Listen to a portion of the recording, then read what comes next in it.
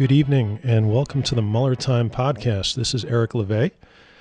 Don't forget, as always, trying to help you guys out in the interest of public service. Tonight is daylight savings. Of course, by the time you hear this, that'll already be over. But anyway, I just thought I'd let you know. So remember, we got to spring forward.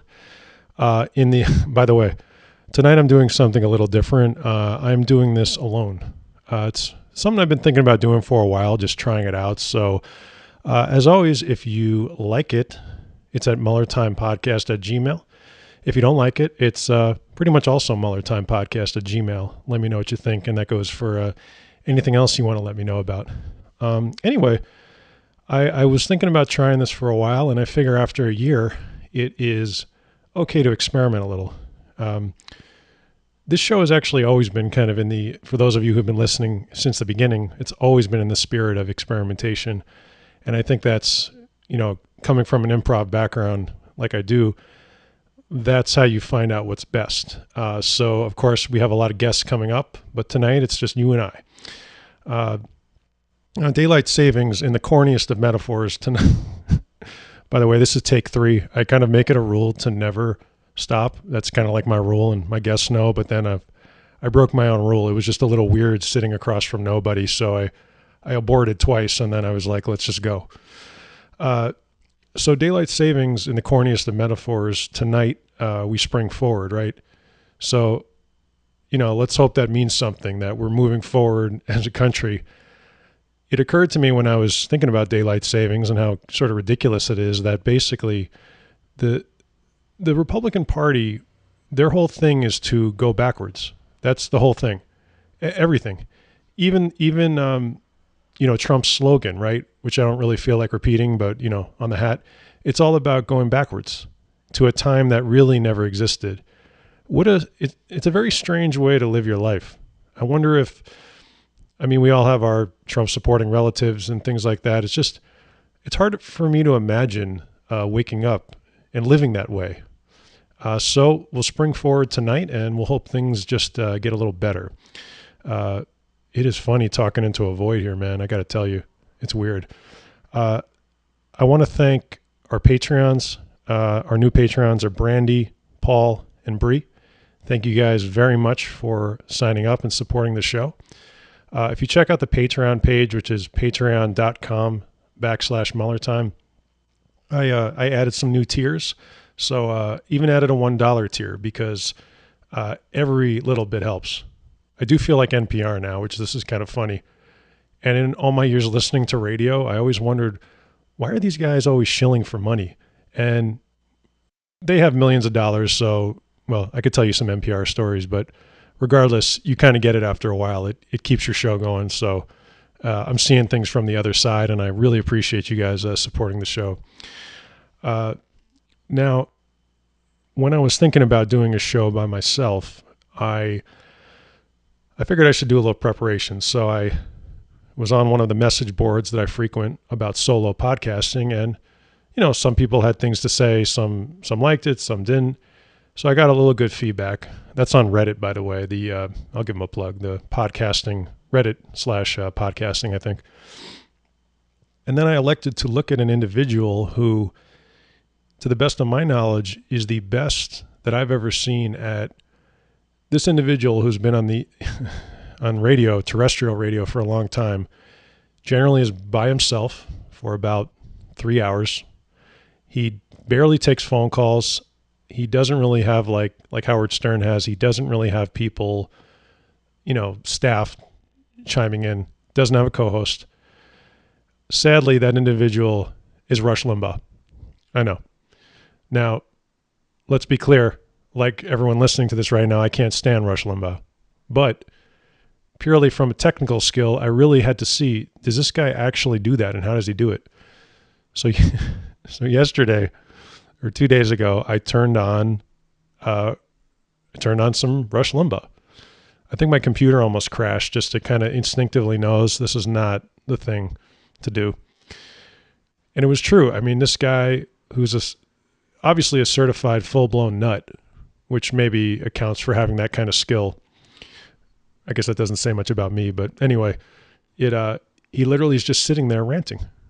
And he's really past his peak, but in his heyday, millions of people, people alone in their cars, trucks, truck drivers, working people, whatever, rich people, they sit there and listen to this guy just talking. And that is, I have to say, that's an amazing skill.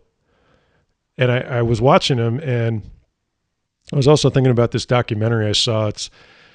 I can't remember the name, but it's a woman who said Fox News warped her father's brain, which we'll be talking more about that entire thing later. But anyway, this guy was like a truck driver and used to listen to it on the way to work.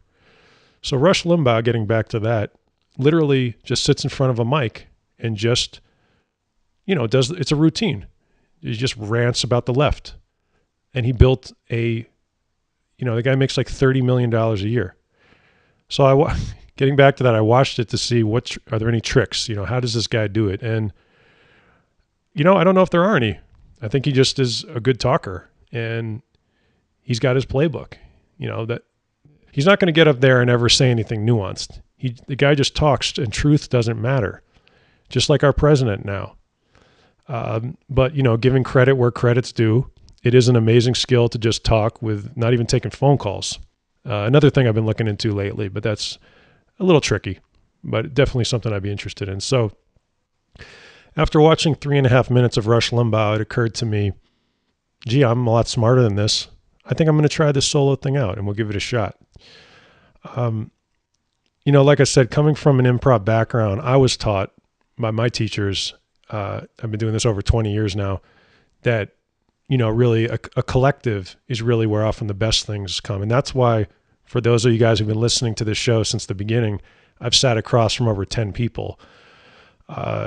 Some people know politics like the back of their hand, and some a little bit less, but everybody brings something to the table.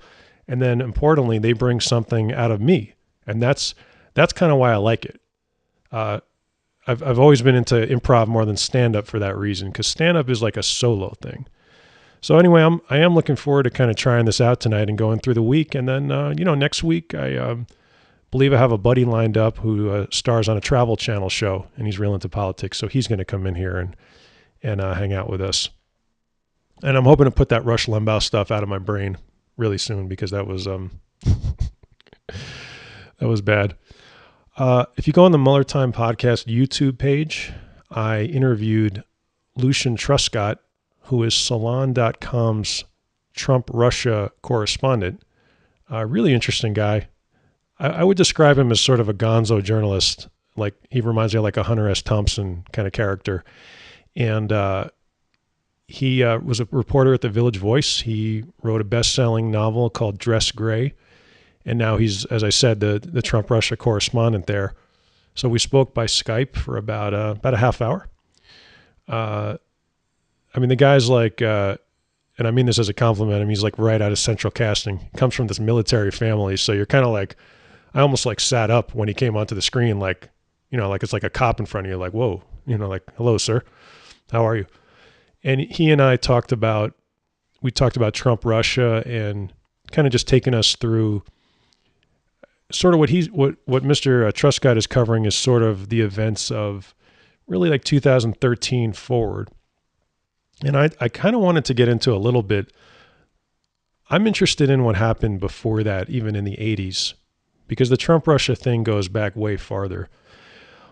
One thing we did speak about, which I posed more as just a hypothetical, was if this has been a Manchurian candidate type of situation. Did they really choose him and ask him to run?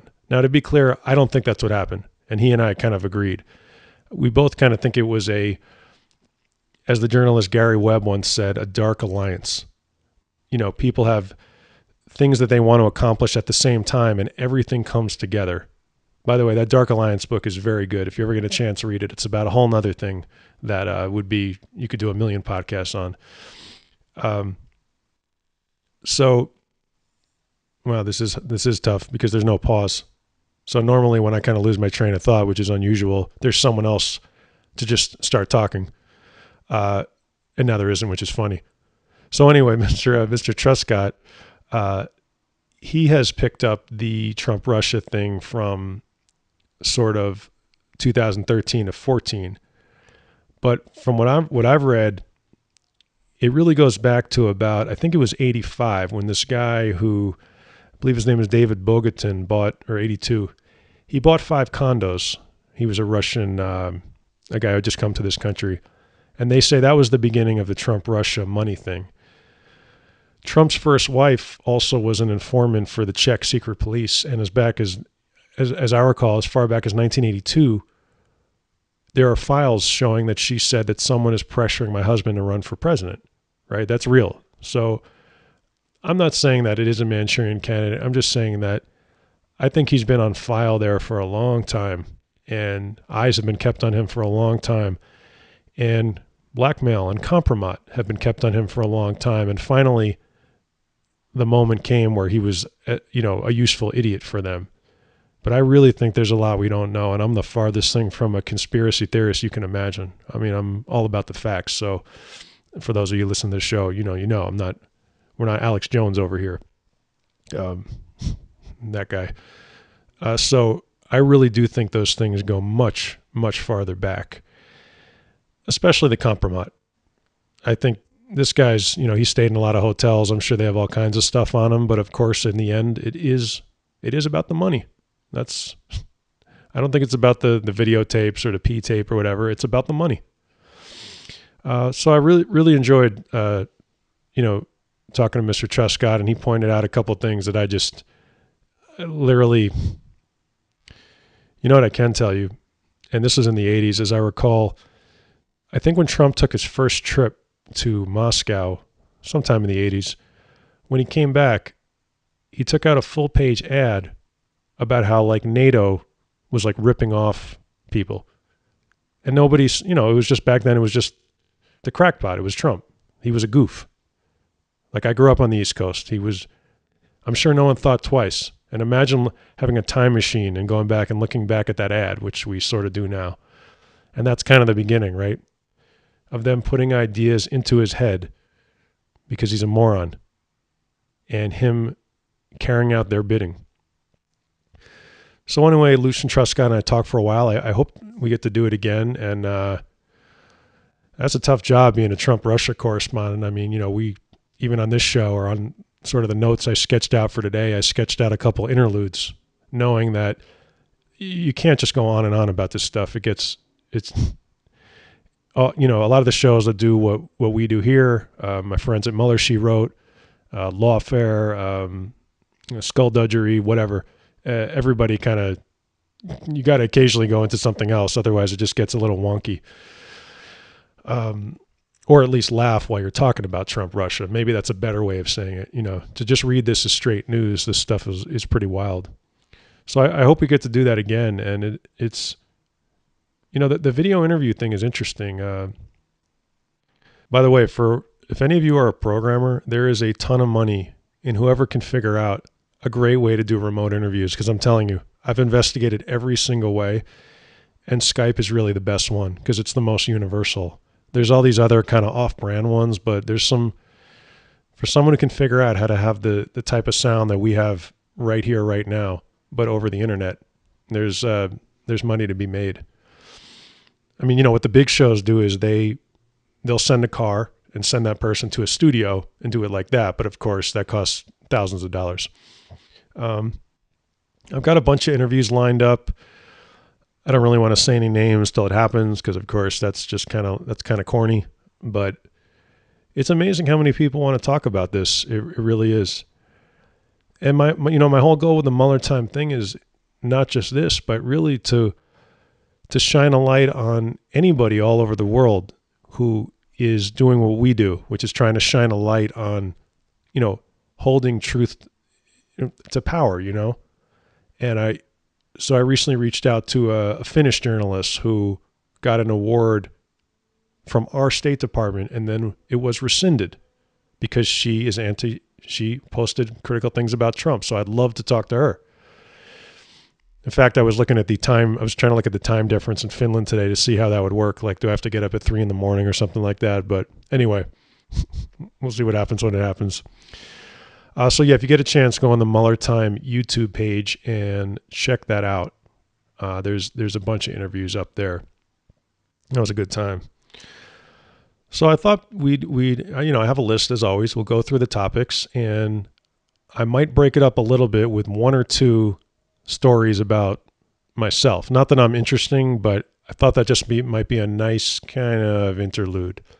We're not trying to be Spalding Gray over here. I'm not really into the whole monologue thing, but anyway, you got to keep people interested, and you can never have dead air. That's the one thing you can't have.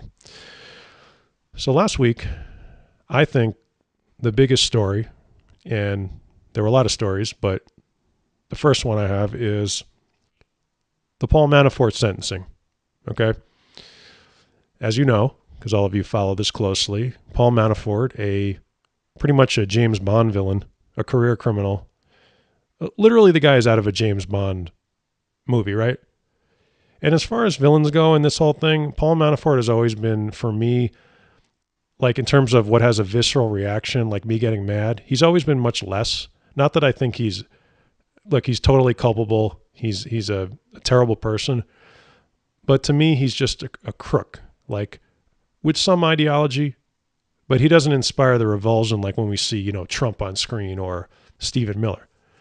He's an international criminal with 5 passports who was all about the money, constantly in debt, constantly trying to get over on somebody. So that's why it really was shocking to see that Paul Manafort was sentenced to, I have to say another thing is why is it 47 months? Is that like a legal thing? For those of you who are, including our legal advisor, who I know is listening right now, who shall always remain nameless, but if you or any of you other lawyers who are listening, why wouldn't you just say, it's 4 years or whatever? It's about 4 years. I don't know. I'm just curious about why they do that. So anyway, 47 months for an unbelievable amount of felonies.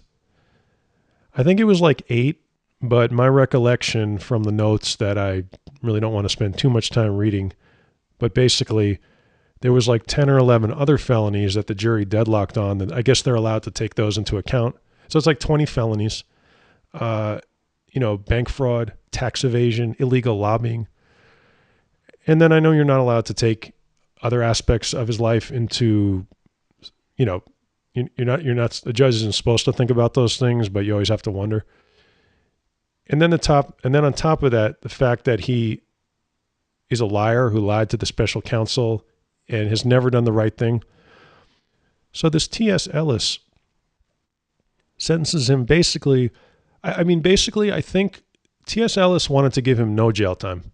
And I think maybe there was a minor amount of pressure, like, I guess I have to give him something. But it really seems like, I have a couple of theories on T.S. Ellis, okay? 3, actually. Okay. The first is the most obvious and was not mentioned because I guess there's really no way to figure this out. I guess you can maybe look at voter registration, but the guy's a Trump supporter. I think that's basically what happened.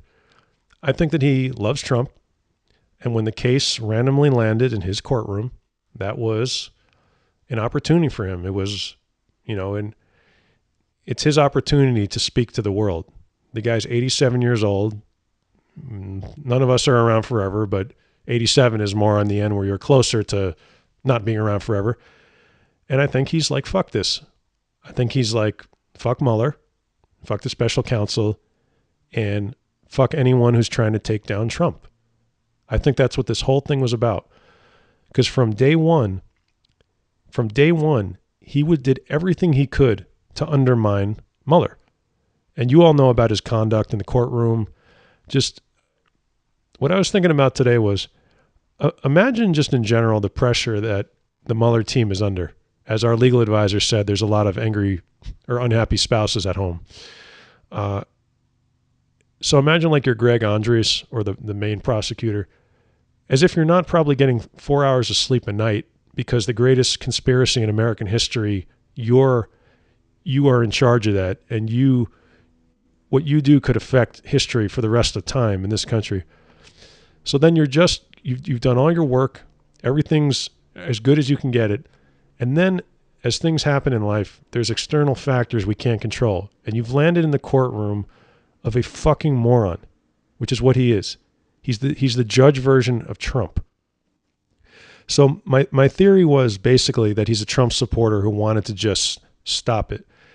Now, my second theory, which is a little bit less plausible, not provable, but absolutely possible, is check the guy's bank account. Also, another way, it's like the movie The Untouchables. He's like, let's switch the juries, right?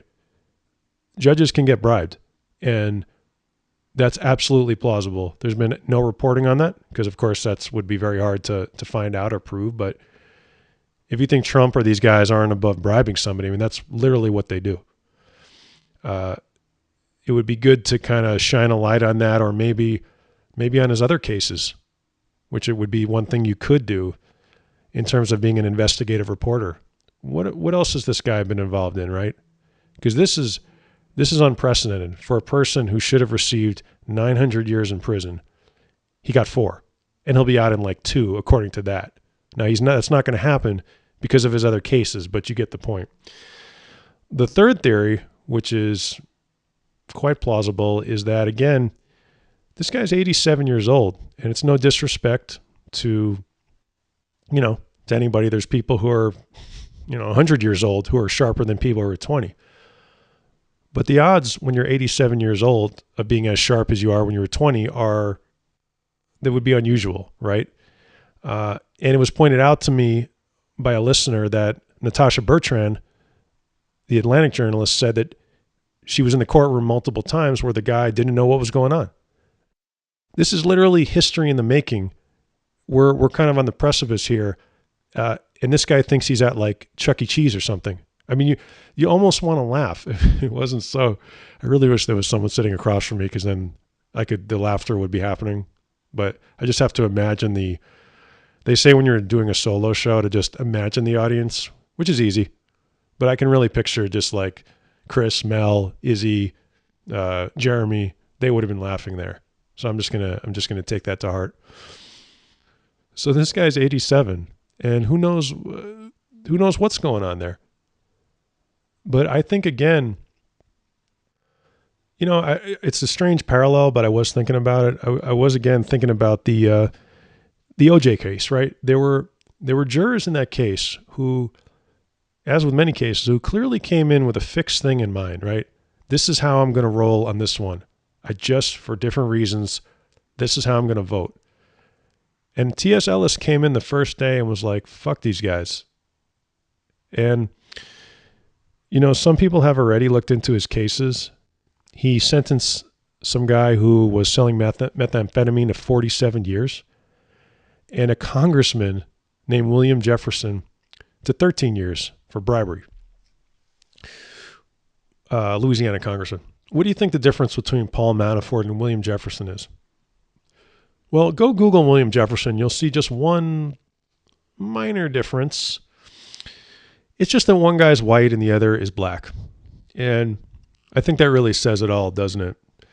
So it was very disappointing. But on the other hand, as all of you know, he has his next sentencing with Judge Amy Berman Jackson on his conspiracy trial. Judge Jackson has a stellar reputation, and he's up for about, I think, 10 years on that. Judge Jackson doesn't play. She's also the Roger Stone judge. So it's not that I'm worried about Paul Manafort. I think he will spend the rest of his life in prison. By the way, there's God knows what else will come out, and there's other things that can be charged. But it was, as most of you saw, really a symbol of our justice system and how it's not equal. And if Mueller and them didn't cover their bases with all these counts, I mean, this could have been the most egregious and Trump might pardon him too. I think we all know that, right? So I guess that's what they're going for on, on that front. What a week. Now, there was also a major story that came out from the NBC affiliate in San Diego. Operation Secure Line. Now, I guess we all knew that basically, we knew at some point the Trump administration was going to monitor us, but still to read about it in print was truly bizarre. Uh, Operation Secure Line is a Trump administration database and operation, I guess it goes without saying, that is tracking journalists, dissidents, as they call, I think they said activists and social media influencers. Maybe they'll get to podcasters at some point. That would be nice. Imagine what that would do for this show. You know, they say there's no bad publicity, right? So every time these journalists go across the border, you know, you have to say why you are going into Mexico. And that's what we know anyway. The truth is they might be tracking them in other ways that we don't know. So they've been entered into a database. They're pulled aside for routine screening, harassed. Their phones are searched. They're being monitored in other ways. Their passports have been stamped in ways that now single them out. This is like a classic American spy operation. So I guess my question is, like, why are you doing this? I mean, even from a law enforcement perspective, is this why you signed up to be a cop? The people who leaked this information to NBC, they work for the Border Patrol and for Homeland Security, and they, you know, they're, as far as I'm concerned, they're heroic people. They don't want this because this is not why they signed up, and it's ridiculous. I mean, it's a fascist move by a group of people who clearly, a Trump administration who clearly would be a fascist state if they could. And all fascist states end up the same way, with people like that monitored. You know, we've seen it all. We had the 60s and 70s in this country, and you know, the FBI was monitoring all kinds of people. So that was the NBC affiliate in San Diego. And, you know, I think that's probably only the tip of the iceberg. Who else are they monitoring? And how are they monitoring them? And what do they know? And the thing that I think about is how absurd it is. I mean, why?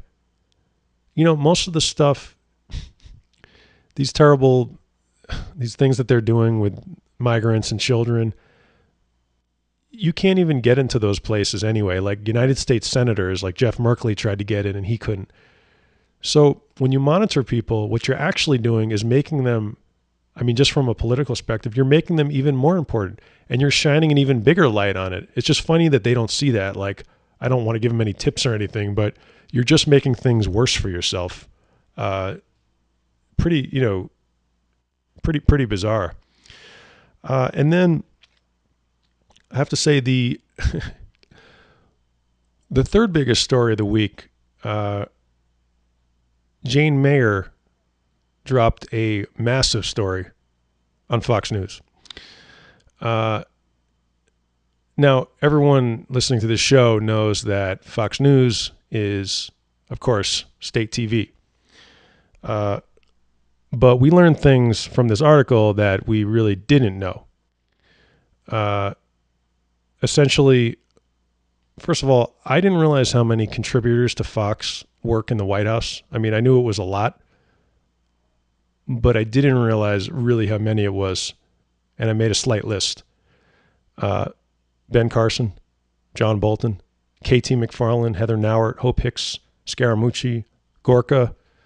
Guilfoyle is working on the re-election campaign. So the point of the Jane Mayer article was just how entrenched Fox and Trump are in a way that really we've sort of never seen before. And it brought out just a couple key points. The first one was that Diana Falzone, who is a reporter at Fox, she had the story on Stormy Daniels before anyone, the hush payments. And imagine what that's like for a sec. You have the story of a lifetime. I mean, and this is in 2016. You're about to break it, and they buried it. They just straight up told her, no. Rupert wants Trump to win. Okay? A truly amazing story. And now she's involved in a protracted lawsuit. The second big story in there was that Kimberly Guilfoyle, I think I said that right, who is one of the hosts of The Five. Her entire source for The Five is this random dude in Georgia who literally is chilling and sends her just ideas and stuff he reads on the internet. The article didn't make clear one thing, which I was really curious. How did they actually meet, right? So, as someone said, it's a guy in his underwear, literally. His name's David something. It doesn't matter. He's a Fox News viewer. That's what he is. So she takes this stuff and listens and then injects it into the bloodstream of the consciousness of this country and Trump. Unbelievable. The third detail was that Trump was going on there in 2011 and doing the birther thing. And that's where Fox sort of saw him and was like, oh, like there's something working here. I didn't realize that. So that's how far back they go. I knew he was on TV occasionally with them and stuff, but I didn't realize that it really went back, sort of that far. And then of course the big reveal was that Fox gave Trump at least one debate question in the 2016 election, which, it's not something that we should be surprised about, but at the same time, that is, of course, something he attacked Hillary Clinton on. And of course, as with everything, it was just the projection of his own life. I always wondered when he had that quick comeback regarding Rosie O'Donnell, I was like, oh, I guess that's Trump. But it turns out that he was given at least one question, like that question in advance. So maybe he had that one teed up. Jane Mayer is a really great reporter. She was actually nice enough to write back to me once on just on Twitter, and I was saying how journalists are going to save the day. And she must have looked at my profile, and she was like, well, I think comedians and satirists might be even more important. And I was like, wow, like Jane Mayer actually looked at my profile. That's really cool. But she really is a superb journalist, and she doesn't go on TV much, but, you can sort of tell. I get an idea why she's so good, because she just comes across as just a really nice person, which I'm sure she is. But when you're an investigative reporter, that could be very helpful, because people might, for lack of a better phrase, targets or people who've done things wrong, they might not see you coming until it's too late, which is sort of interesting. And in a lesser big story, Roger Stone is once again in trouble. Not only just the Instagram post, but now he's writing a book. Now, if you're a lawyer and you're listening to this, I'd like you to reach out and just explain to me why Roger Stone is not in jail, because I just don't get it. Why the Instagram post with the crosshairs on the judge was bad enough. Okay. But this is unbelievable. I mean, I don't get it. What does this guy have to do to be in jail? And that goes back to what we talked about two justice systems. Now you find out that he's got a book at the publisher, which is about the Mueller investigation and other things too. And so I know the guy's going to be back in court today. And, excuse me, not today, but during the week. And I know the judge has a strategy, but I really want to know what does this guy have to do to be in prison? Just to take an interlude there, this has been harder than I thought, actually, because like I said, there's literally nobody to pick up the slack. And I have sort of in front of me a list of topics, and I had an order, but as with all things, sometimes things tend to go out the window a little bit. Let me just say this, and we're actually at 35 minutes, which is it feels like a long time. There's a newsletter called Hot Pod, and Hot Pod is like the industry newsletter about podcasting. And they had a column recently, okay, and it was about burnout in this industry, and it listed a bunch of people who had successful, and I mean really successful shows, like millions of listeners. They're making a full-time living. They're doing great. And it was all about how they all basically left because they didn't want to do it anymore. It had become too much. And I sort of was reading this, and I've had the same moment. I mean, this stuff is a lot of work, and the smaller your team is, it is definitely a lot to do. But so I'm watching this thing, and I sort of couldn't believe it, and it made me think about why I started Mueller Time in the first place with Chris. Why did I start Mueller Time? In the age we live in this Trump, this fascist state that's trying to come down on all of us, this is the time where you have to have a voice. Everybody has to have a voice. That's why I started this show. Some are great. Some are less than great. Some have had crazy things happen. But a voice has always come out. My voice and the voice of the people on this show. So I'm reading this newsletter and I'm just shaking my head. Why would anyone in a world where, I mean, we are so lucky to live in this country despite the things that have happened. Like, I can do this show and put it out there. And the worst thing that happens is that I get sometimes feedback from people who disagree, and a lot of times they're right and sometimes they're not right. But whatever it is, that's the worst thing that can happen, right? And maybe a few other things, but basically that's it, right? And all over the world,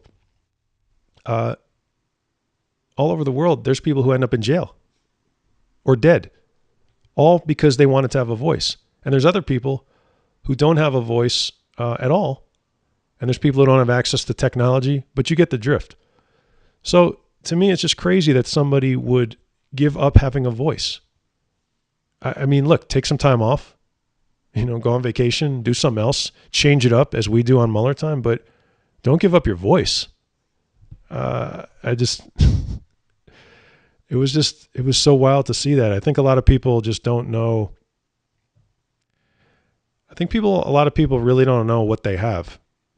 And that's why I think it's so important that Americans, especially like some of the people in this article that I read about, you should live abroad for a while. You should live in a place where people don't have a voice, or people want to have a voice and can't have one, or there's fatal consequences for them. And then I think that you just might look at that kind of thing differently. Truly, I don't know. I also think there's a privilege argument involved. A lot of these people were really, you could tell they come from places of privilege, and it's not cheap to start up a podcast. And I think they don't realize kind of what they're what they're giving up. There was one more big story in the week, and I think I'm going to go over this story and then we shall move on and fade into the week as we go. But this is really, maybe is the most major story, but it's still developing, okay? And that is the Miami Herald story. By the way, you want to talk about a great newspaper? That's a newspaper that we should all be subscribing to. I mean, I guess, I don't know if they're considered a regional paper or whatever, but they are so hard hitting. And the fact that we're so lucky to have them there, because that's where Mar-a-Lago is, right? Or it's in Florida at least. And so they have their eyes on a lot of the corruption involving Trump. And so the Miami Herald broke a huge story that you of course remember when Patriots owner Robert Kraft, by the way, how much do the Patriots just suck? By the way, sorry, I know a lot of you guys, especially a couple of you Patreons are from there, so sorry about that. Hey, we got to speak the truth sometimes. Just the whole New England thing sometimes is, I love it there. I've spent vacations there, but just the sports teams just sometimes drive me crazy. So, as if it's not enough that we have to deal with Tom Brady and all that, Robert Kraft, who's a big Trump, and Brady too, they love Trump, right? So that's kind of hard on me. Kraft gets arrested in this human trafficking kind of sting operation. They're spas or whatever you want to call them, where they're not. It's prostitution, and it's It's sad. I mean, these women are forced into it, basically. So they get arrested in some kind of vice operation. And at the time, the police there, who I don't really know if they knew what they have, because these vice operations, a lot of time, I don't know if they wanted to know, but now it's too late. So they arrested, Kraft, and they said there were bigger people. So now it turns out, and this, it really is huge. Maybe I should have let off with it, but that's how things play out. Li Yang, who is the owner, owns multiple massage parlors. If you want to be charitable about this, she is a corrupt businesswoman, okay? But now we know, that broke just 2 days ago, that she is a massive Trump supporter. And if you go on the internet right now and Google Li Yang or Cindy Yang, which is her other name, I guess, if you Google her and Republicans, you're going to start to see you're going to see what's happened to this party and how it's rotting from the core. Because she is in photos with every single Republican that you recognize, all the favorites, right? The A-team, right? Trump, the kids. I saw Matt Gaetz, every Fox News comment. These are separate things, right? It's not one photo, okay? She's in deep. Just like the photos in Russia, where the NRA's over there posing with everybody. The party is rotting from the inside because she, a human trafficker, is a major donor. And it was just breaking before I taped this that Mother Jones has now discovered that she has a company that literally the company, which is called GY US Investments, sells access to wealthy Chinese people to the Trump administration. I guess somehow you can just openly do that, or they sell themselves as a lobbying thing. But what no one's saying, and what's coming in this story is what you can already tell, is that it's going to turn out that she's a Chinese intelligence agent, or that if you want to be charitable, she's doing favors for Chinese intelligence, for the government. In 10 years, this woman never voted, and all of a sudden gets involved with Trump just as he's running. And there's a lot of parallels between that and other sort of Russian businessmen who did the same thing. So you're looking at these photos, and the big thing you take away from it is that, what else don't we know? And maybe the bigger thing, that the Republican Party, like I said, is rotting from the core. They will take anybody's money. And I wonder, looking at those photos, I wonder what she knows and what has happened behind the scenes that we don't know.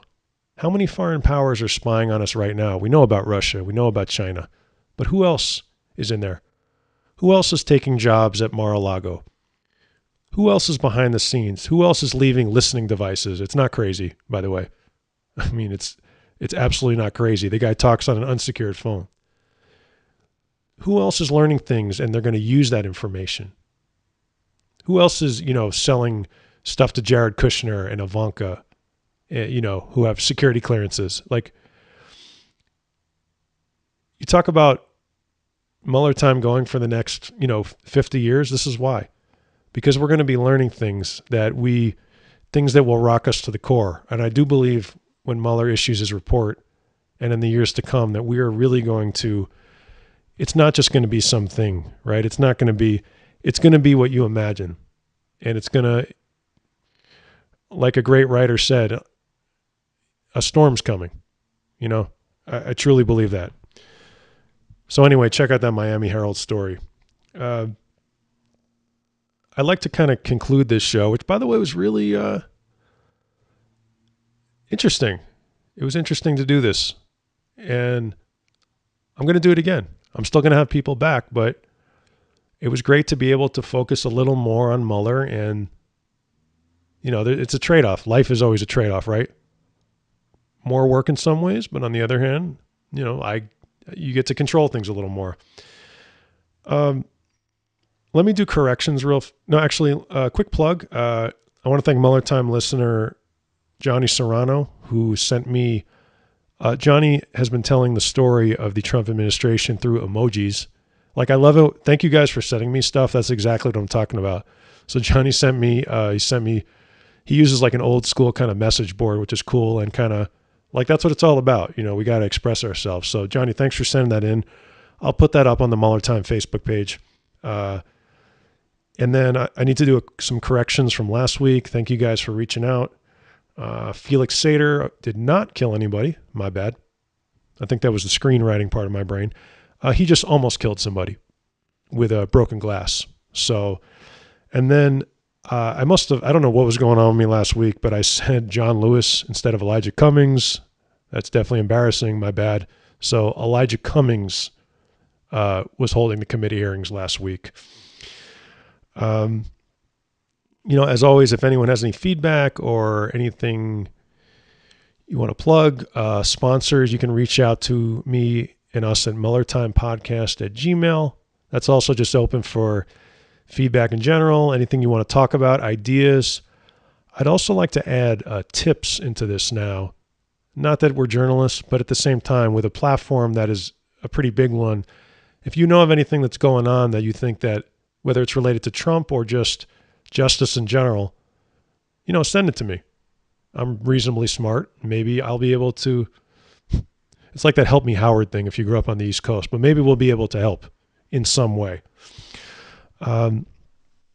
Otherwise, I just want to thank everyone for listening. Like I said, if you want to support the show, it's on patreon.com/MuellerTime. Twitter is MuellerTimePod. Instagram is MuellerTimePodcast. Facebook is Mueller Time Podcast as well. My personal Twitter account is Eric LeVay. We got some great interviews coming up and a lot going on next week. So as always, I really appreciate you listening to Mueller Time and have a great week.